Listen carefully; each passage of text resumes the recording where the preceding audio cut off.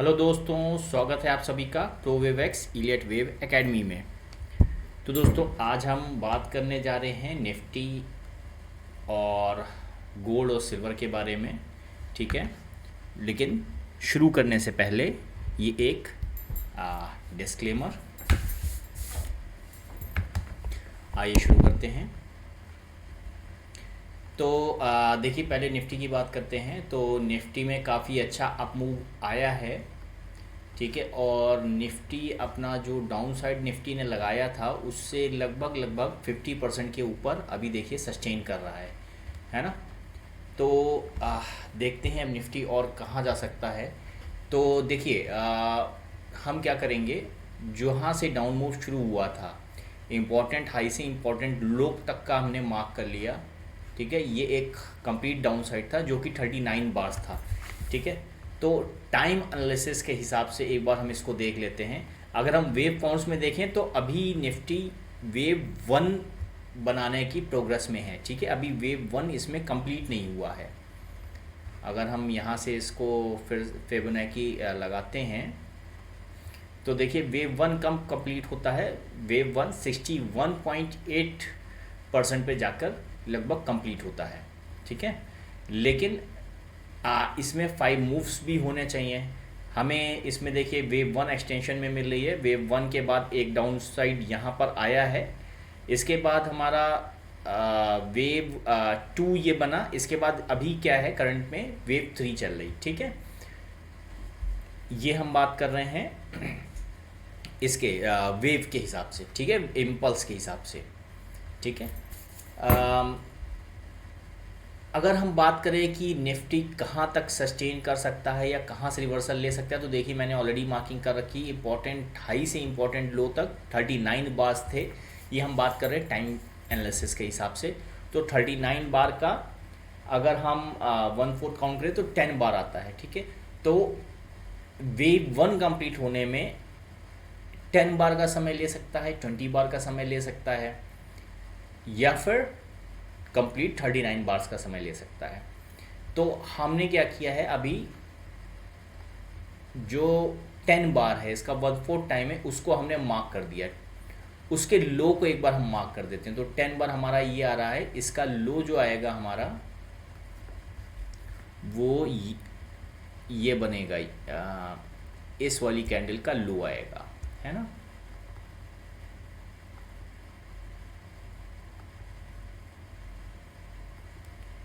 तो हम इसको एक बार को रेड मार्क कर देते हैं। तो इन केस मार्केट कभी भी इसके नीचे जाता है, उस केस में हमारा निफ्टी के डाउन साइड आने के चांसेस बढ़ जाएंगे। यानी कि दोबारा से जो हमारी तो यहाँ पर हम बेसिकली यहाँ पर हम वेव वन कंप्लीट मान लेंगे। ठीक है, क्योंकि 50% के ऊपर ऑलरेडी जा चुका है। वैसे तो 61.8% टच करना चाहिए, लेकिन इन केस अगर निफ्टी इसके नीचे सस्टेन करता है तो जहाँ तक भी टॉप लगाएगा, उसके बाद अगर इसके नीचे सस्टेन करता है तो वो वेव टू में चला जाएगा। ठीक है, तो इसकी मार्किंग जो होगी वो ऐसे हो जाएगी। फिर मैं ये नहीं कह रहा कि यहाँ तक आएगा। ठीक है, ये वेव टू मैंने ऐसे ही मार्क कर दिया है। मैं ये नहीं कह रहा, वो जब पैटर्न बनेगा तो उसके हिसाब से हम कहेंगे कि कहाँ तक जाएगा। अभी हम इस पर बात नहीं कर रहे हैं। अगर हम इसकी बात करें इलियट वेव की, तो हम mostly wave three, wave four, wave five ज़्यादा खेलते हैं बजाय वेव वन और वेव टू के। इवन वेव फोर भी कम खेलते हैं। वेव थ्री और वेव फाइव में हम ज़्यादा काम करते हैं इसमें।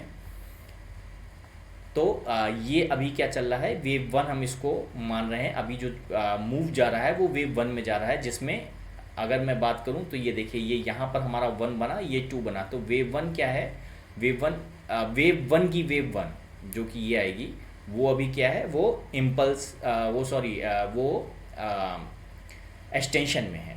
ठीक है, अब ये आगे हमारा अगर 61.8% टच हो जाता है और प्राइस नीचे आता है तो फिर हम देखते हैं। लेकिन टिल टाइम ये जो हमारा 1/4 कैंडल, 1/4 काउंटिंग का जो कैंडल का लो है, जब तक ये क्रॉस नहीं होता है तब तक ये इम्पल्स आगे कंटिन्यू रहेगी। हो सकता है हाँ यहाँ पर फिर से मैं बता देता हूँ, हालांकि मैंने अपने पुराने वीडियोस में बात किया है। यहाँ पर हम क्या देखते हैं, यहाँ पर हम इसके नीचे की क्लोजिंग देखेंगे, क्लोजिंग देखेंगे, लेकिन ओवरलैप नहीं होना चाहिए। ओवरलैप क्या होता है ये भी मैं आपको बता देता हूँ। मान लीजिए कल को प्राइस, जैसे आज ये रेड मार्क बना, कल को प्राइस मान लेते हैं कोई ऐसी कैंडल बनी और प्राइस यहाँ से नीचे आके ये एक रेड कैंडल के साथ यहाँ पर क्लोजिंग दे दे,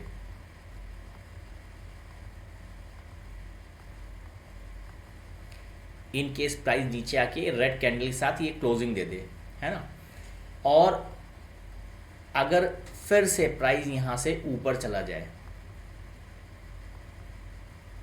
और ये ग्रीड कैंडल ही होगी, तो इस केस में क्या होता है, इसे हम कहते हैं ओवरलैपिंग, यानी प्राइस इस लाइन को काट के नीचे तो गया लेकिन सस्टेन नहीं कर पाया और ऊपर चला गया। इस केस में यहाँ पर हम ओवरलैपिंग काउंट करते हैं, मतलब इसको हम बेरिश पैटर्न बन रहा है ऐसा नहीं मानेंगे, क्योंकि ये जस्ट ओवरलैपिंग है। लेकिन अगर प्राइस नीचे बनता है और नीचे ही सस्टेन कर जाता है, तो इस केस में क्या होगा, इस केस में हमारा ये एक तरह का बेयरिश पैटर्न है। क्योंकि इसने टाइम के हिसाब से जो पैरामीटर था, टाइम के हिसाब से जो कैंडल हमारी बन रही थी उसके लो को क्रॉस कर दिया है, यानी कि ये एक इंपॉर्टेंट जो सपोर्ट रेंज थी उसको क्रॉस कर दिया है। तो इनकेस अगर सपोर्ट को ये इंपॉर्टेंट सपोर्ट को ये क्रॉस कर जाता है तो फिर चांस होता है कि मार्केट और नीचे जाएगी, ठीक है। तो इसके बाद फिर हम आगे की काउंटिंग कैसे करेंगे, तो फिर से हम वही रिट्रेसमेंट लगा कर देख लेंगे कि भाई मार्केट कहाँ से कहाँ जा रहा है। अभी तो खैर वेव वन जब तक ये उसके ऊपर सस्टेन कर रहा है तब तक हम वेव वन कंप्लीट नहीं मानेंगे। इनकेस अगर इसको तोड़ता है, नीचे जाता है, तब हम वेव वन कंप्लीट मानेंगे और नया पैटर्न मानेंगे। लेकिन फिलहाल अभी वेव वन ही चल रहा है। क्यों? क्योंकि मार्केट आज डाउन आया है लेकिन इस लाइन के ऊपर ही सस्टेन कर रहा है, तो अभी कोई ऐसी निफ्टी में चिंता की बात नहीं है। बाकी मैंने एक यहाँ पर नया अपने लिए वो बनाया है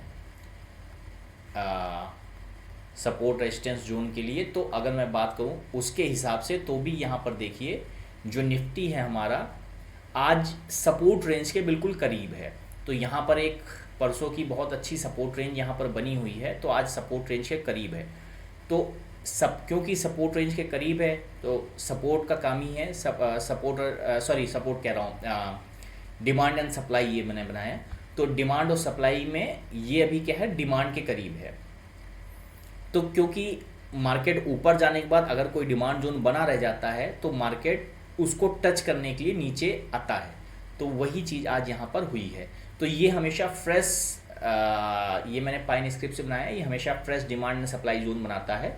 इनकेस अगर कोई डिमांड जोन टच कर गया हो तो वो उसको यहाँ से रिमूव कर देता है और सिर्फ जो फ्रेश जोन्स होते हैं वही रखता है। तो यहाँ पर देखिए जो डिमांड जोन है, निफ्टी नीचे आया है लेकिन इसको टच नहीं किया, तो हो सकता है कल मॉर्निंग में इसको टच कर जाए, तो उस केस में ये हमारा जोन यहाँ से चला जाएगा, ठीक है। तो अभी ये निफ्टी सपोर्ट जोन के पास है, लेकिन कोई घबराने की बात नहीं, टिल टाइम हमारी ये जो सपोर्ट बना हुआ है यहाँ पर इसको क्रॉस नहीं करता है। तो निफ्टी में अभी इतना ही रखते हैं। आइए एक बार गोल्ड पे नज़र मार लेते हैं, गोल्ड में क्या चल रहा है। तो देखिए ये हमारा गोल्ड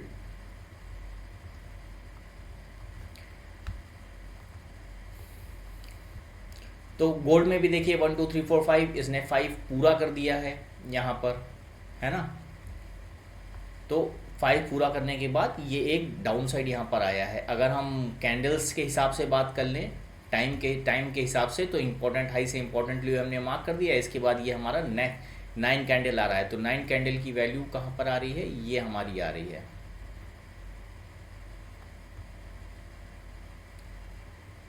अगर हम इसको यहाँ से भी देखें तो ये हमारी 19 कैंडल आ रही है, इसका 1/4 हो गया 5 कैंडल। तो वो वैल्यू हमारी आ रही है यहाँ पर। लेकिन पहले हमें क्या मिल रहा है, पहले हमें ये मिल रहा है यहाँ से, तो यहाँ पर हम एक मार्किंग कर देंगे।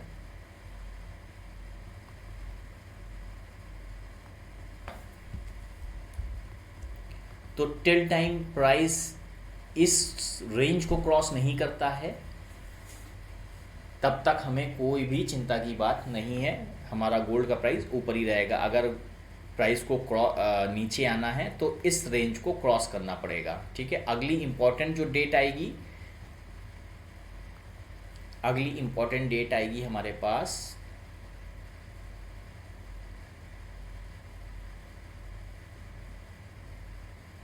ये। ओके, तो प्राइस ऑलरेडी यहाँ आज इस डेट में पहुँच चुका है, जो हमारी अगली इम्पॉर्टेंट डेट आ रही है। तो यहाँ पर देखिए प्राइस ने ऑलरेडी इसको क्रॉस कर दिया है।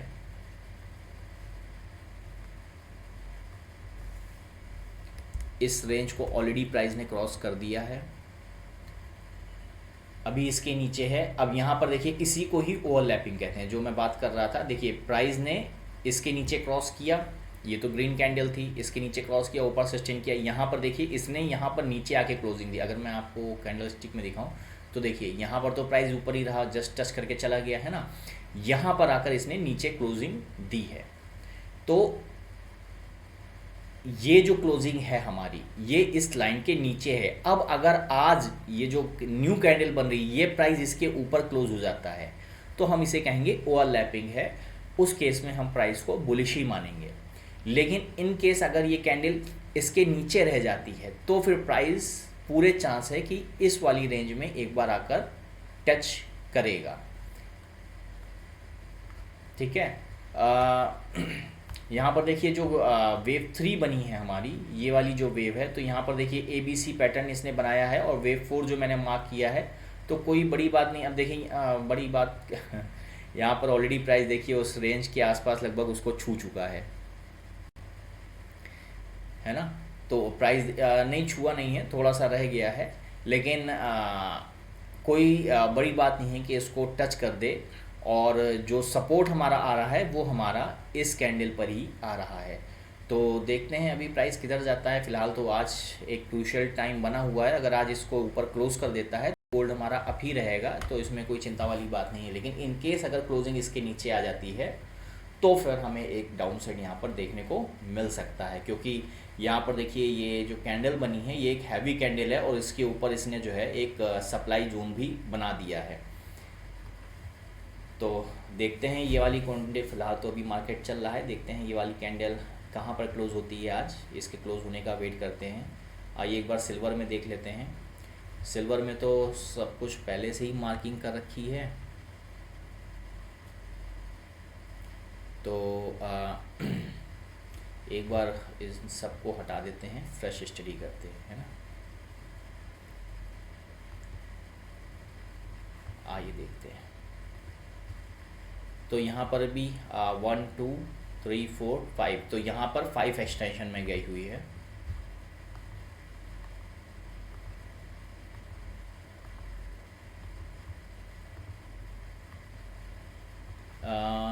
एक बार हम वेव 1 और वेव 3 का साइज चेक कर लेते हैं। नहीं, तो ये वेव 3 नहीं। देखिए यहाँ पर देखिए ये गड़बड़ हो गई है। वेव 3 कभी भी शॉर्टेस्ट वेव नहीं होनी चाहिए। हो सकता है वेव 3 एक्सटेंशन में ना हो, लेकिन वेव 3 कभी भी शॉर्टेस्ट वेव नहीं होगी। तो इस समय प्राइस कहाँ चल रहा है, इस समय प्राइस हमारी वेव 3 यहाँ पर आ जाएगी फिर। ठीक है, अब अगर ये जो वाला मूव बन रहा है, ये इस मूव जो डाउन साइड आया है, ये अगर पहले वाले डाउन साइड के बराबर होगा तो अभी वेव 5 कंटिन्यूएशन में होगी। अभी इतना थोड़ा बचा हुआ है। ठीक है, तो ये हमारा 1 2 3 4 और ये 5, ये हमारा वेव 3 है। ये हमारा वेव 4 अभी अंडर कंस्ट्रक्शन है। ठीक है, इसके बाद हमारा वेव 5 बनेगा। तो देखते हैं हमारा वेव 5 कहाँ तक हमें ले जाता है। इसमें भी एक बार हम टाइम एनालिसिस के हिसाब से देख लेते हैं। तो देखिए अगर आपने मेरे पुराने वीडियोस देखे तो मैंने आपको पहले भी बोला था कि जब भी कभी प्राइस का जो करेक्शन है वो बहुत शार्प आता है तो प्राइस अप जाने में थोड़ा सा समय व्यतीत करता है, थोड़ा सा टाइम लेता है। तो इसे हम बोलते हैं लीडिंग डायगोनल। तो यहाँ पर लीडिंग डायगोनल का ही फॉर्मेशन हो रहा है। ठीक है, तो लीडिंग डायगोनल अभी कंप्लीट नहीं हुआ है हमारा। अगर हम इसमें रिट्रेसमेंट डालें तो देखिए अभी प्राइस 50% भी यहाँ पर नहीं पहुँचा है। गोल्ड में हमारा 50% के ऊपर चल रहा है शायद। गोल्ड में एक बार देख लेते हैं।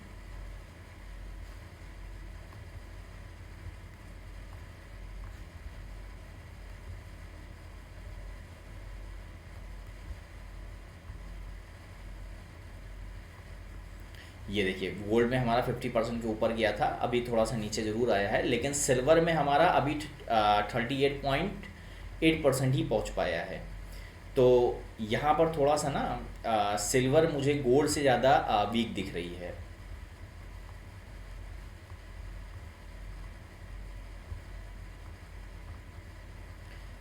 ये देखिए अभी 38.2% ही आया है, बल्कि उसको भी टच नहीं किया है। तो देखते हैं सिल्वर फिलहाल यहाँ पर, हाँ टाइम एनालिसिस के हिसाब से एक बार देख लेते हैं कि कहाँ तक जा सकता है। 37 बार इसमें भी आ रहा है।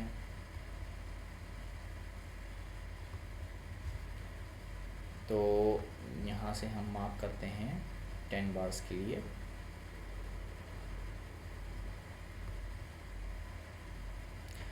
टेन बार्स तो काफ़ी आगे है। एक बार 18 बार्स देखते हैं।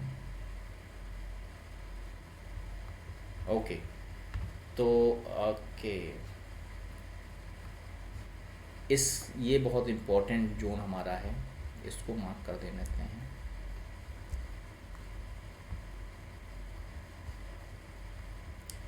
अब देखिए यहाँ पर ये क्या बना, ओवरलैपिंग।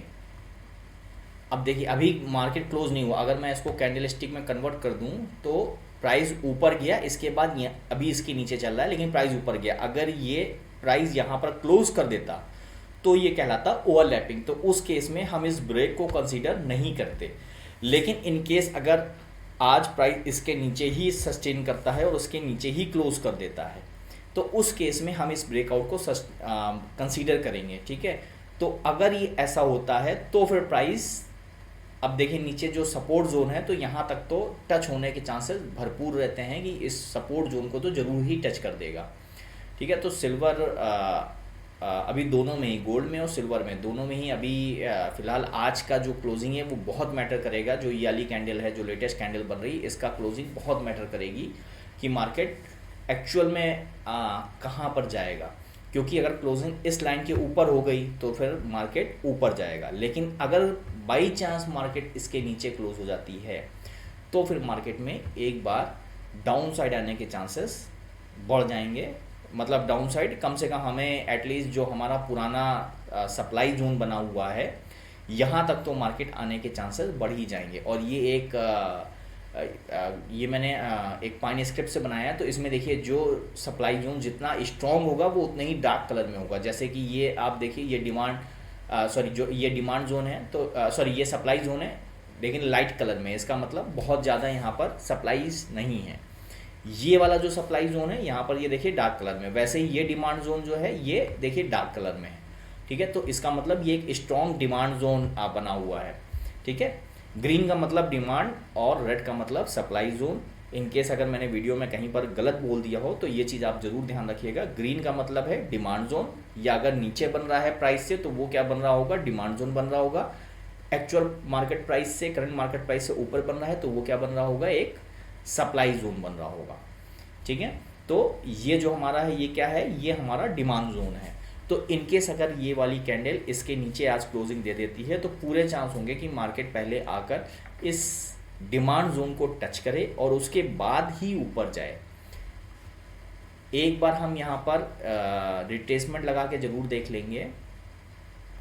एक बार इस लाइन को हटाता हूँ ताकि मुझे दिख सके कि कितना हाई मारा। ये देखिए, तो प्राइस अभी 30 अच्छा अब देखिए ये हमारा डिमांड जोन भी बन रहा है और यहाँ इसके थोड़ा सा ही ऊपर बिल्कुल हमारा 38.2% का करेक्शन भी बन रहा है। तो इनकेस अगर ये कैंडल इसके नीचे क्लोज हो जाती है तो फिर प्राइस पूरे चांस है कि इसको टच करेगा ही करेगा। तो अभी हम यहाँ पर केवल वेट एंड वॉच करेंगे कि मार्केट इसके ऊपर सस्टेन कर जाता है या इसके नीचे ये वाली कैंडल क्लोजिंग दे देती है। इन केस अगर इसके ऊपर टच कर जाता है तो फिर मार्केट 38.2% को टच करेगा। लेकिन इन केस अगर इसके नीचे क्लोजिंग आ जाती है, क्योंकि यहाँ पर देखिए 5 मूव हमें ऑलरेडी मिल रहे हैं, 1 2 3 4 5, तो 5 मूव्स तो यहाँ पर हमें मिल रहे हैं। तो यहाँ पर कोई बड़ी बात नहीं कि मार्केट इसके नीचे सस्टेन करे और उसके बाद एक हमें करेक्शन यहाँ पर देखने को मिले, ठीक है। लेकिन जो वेव काउंट है उसके हिसाब से ये हमारी वेव 3 बन रही है। क्यों? क्योंकि वेव 3 कभी भी शॉर्टेस्ट नहीं हो सकती। अगर हम यहाँ पर इसको वेव 3 कंसीडर करेंगे तो फिर ये एक शॉर्टेस्ट वेव हो जाएगी, क्योंकि वेव 1 इससे बड़ी है और वेव 5 तो ऑलरेडी एक्सटेंशन में दिखाई देगी उस केस में। इसलिए हम इसको वेव 3 काउंट नहीं करेंगे, हम इसको वेव 3 ही काउंट करेंगे।